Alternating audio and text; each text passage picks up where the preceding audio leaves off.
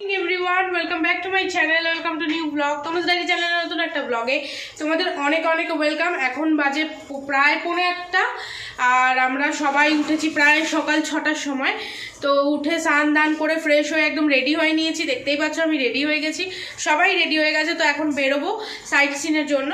সকালবেলা উঠে ভাবছিলাম তোমাদের সাথে একবার দেখা করি, তারপর ভাবলাম না একেবারে রেডি হয়ে দেখা করব। তো চলো দেখে নিই সবাই কীভাবে রেডি হয়েছে আর কোথায় কোথায় যাব সেগুলো জানতে হলে তোমাদের পাশে থাকতে হবে। আর অলরেডি অনেকগুলো ব্লগ আমার পুরীর পোস্ট হয়ে গেছে, যারা যারা এখনও দেখোনি প্লিজ গিয়ে আমার চ্যানেলে দেখো, চেক আউটটা করে নাও আর ভিডিওগুলো দেখে নাও, আশা করি খুব ভালো লাগবে। তো দেখে নিয়ে সবাই কীভাবে রেডি। এটা হচ্ছে আজকে আমার ফুল লুক।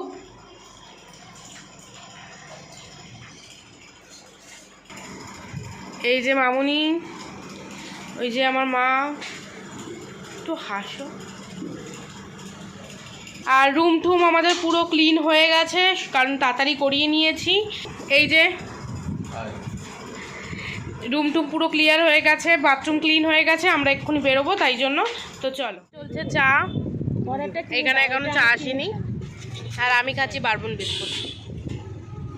উঠে গেছি, এই যে আপনার তাহলে পাহাড় আরো উঠতে পারবে। তো গাড়িতে উঠে এটা আমাদের গাড়ি এখন তেল ভরাতে এসছে। এই যে আর ওই যে ওইটাই হচ্ছে আমাদের ড্রাইভার, ওই যে দাঁড়িয়ে আছে ওটা, আর এই যে আমাদের এইটা গাড়ি। এরপরে যেখানে আমরা গেছি সেখানে সব বালি দিয়ে আর্ট করা, দেখো কত সুন্দর সুন্দর, মানে পুরোটাই বালি দিয়ে করা। ফার্স্ট ডেস্টিনেশন, এই যে টিকিট কাটলাম, পার টিকিট 30 টাকা করে।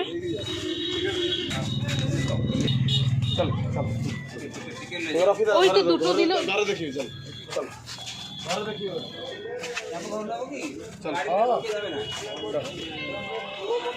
তৈরি করে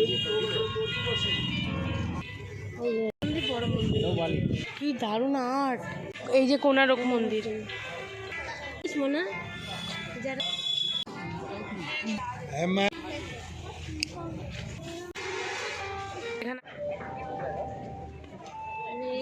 বুদ্ধ মন্দির, মা দুর্গার মূর্তি, সান্টা ক্লজ, তাজমহল না? হ্যাঁ, তোমার ফেভারিট জায়গা তাজমহল। অ্যানাকন্ডা কামড়েছে। ও হালকে অ্যানাকন্ডাই কামড়েছে, ওই তো। তোমরা দেখতেই পারলে বালি দিয়ে বানানো আর্টগুলো। এরপরে আমরা চলে গেছিলাম গোল্ডেন বিচ, ওটার আরেক নাম চন্দ্রভাগা বিচও বলে, কারণ যখন পূর্ণিমা হয়, প্রত্যেক পূর্ণিমায় নাকি যখন চাঁদ ওঠে ওই বিচটাকে পুরো সিলভার কালারের লাগে, পুরো বিচটাকে, তাই জন্য ওটার নাম হচ্ছে চন্দ্রভাগা বিচ। আর গোল্ডেন বিচ হওয়ার কারণ সানরাইজ যখন হয় 5:45 ওখানে সানরাইজ হয়, বাট পুরীর এখানে 4:30 সময় সানরাইজ হয়। যখন সানরাইজ হয় তখন নাকি পুরো বিচটাকে আবার গোল্ডেন কালারের লাগে, তাই জন্য এটাকে গোল্ডেন বিচও বলে। এখানে নাকি শ্রীকৃষ্ণর স্কিনের কোনো প্রবলেম হয়েছিল বলে এই সমুদ্রে এসে স্নান করেছিল আর রুদ্র খেয়েছিল, তারপরে নাকি কৃষ্ণ ঠাকুরের ওই স্কিনের যে প্রবলেমটা হয়েছিল সেই প্রবলেমটা সেরে গেছিলো। আর এই বিচটাকে আরেকটা নামেও সবাই বলে ডেঞ্জার বিচ, কারণ এই বিচে যখন পূর্ণিমা হয়, প্রত্যেক বর্ষার সময় নাকি এই বিচের এখানে মেলা বসে, তাই জন্য এর নাম চন্দ্রভাগা বিচ। কিন্তু যখন এরকম পূর্ণিমা হয় তখন ঢেউয়ের তেজটা এতটাই বেশি থাকে, তখন নাকি প্রত্যেকটা ঢেউয়ে ঢেউয়ে কারেন্ট মারে। কারেন্ট মানে এই নয় যে মানুষকে নিয়ে চলে যায়, এখানে প্রচুর মানুষের মৃত্যু হয়েছে, তাই এটাকে ডেঞ্জার বিচও বলতে এসেছি। এখানে 3 জন আমরা পুরি সবজি খেয়েছিলাম, আর আমার মা ইডলি পছন্দ করে তাই মা ইডলি খেয়েছিল। আর তোমাদের গোল্ডেন বিচ সম্পর্কে এত কিছু বললাম, এগুলো আমরা জানতে পেরেছি সমস্ত আমাদের যে ড্রাইভার আমাদের সাথে গেছিলো ওর থেকে। তারপরে আমরা চলে এসেছি সূর্য কোণারক মন্দিরে। আর আজকে জানো তো প্রচণ্ড পরিমাণে গরম পড়েছিল, আর সূর্য কোণারক মন্দিরে ঢুকতে গেলে 40 টাকা দিয়ে টিকিট কেটে তোমাদেরকে ঢুকতে হবে। তবে কোণারক মন্দিরটাও খুবই সুন্দর। এবার তোমরা ভিডিওটা দেখো। এখানে টিকিট কাটতে হয়।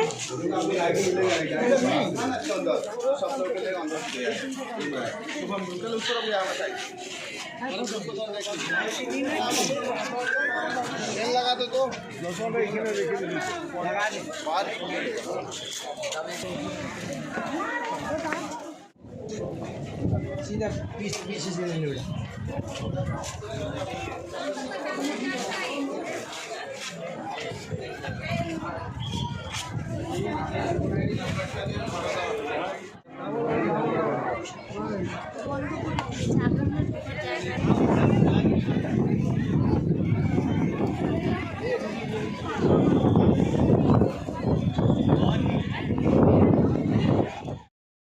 কোণারক মন্দিরের কোনো রকম কোনো ইতিহাস আমরা জানতে পারিনি, তাই সেটা তোমাদের সাথে আমি শেয়ার করতে পারলাম না।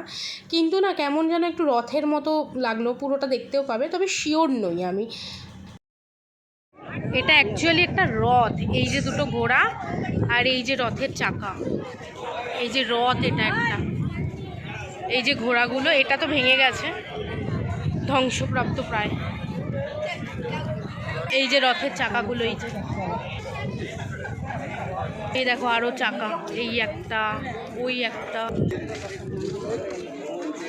এই যে এই একটা চাকা, এই যে পিছন দিক।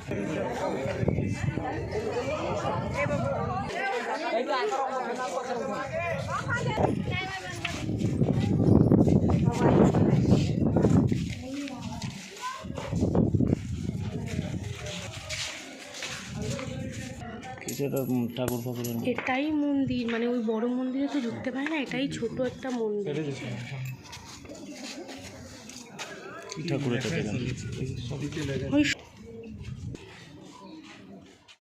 কোণারক মন্দির থেকে বেরিয়ে এখন আমাদের নেক্সট ডেস্টিনেশন হচ্ছে ধবলগিরি। অনেকটাই দূর ছিল কোণারক মন্দির থেকে। দেখো আমরা এখানে ডাব খেয়ে নিচ্ছি, এতবার পুরীতে এসে ডাব খেয়েছি কিন্তু একটাবারও ভিডিও দেখাতে পারিনি, তো এখন দেখালাম।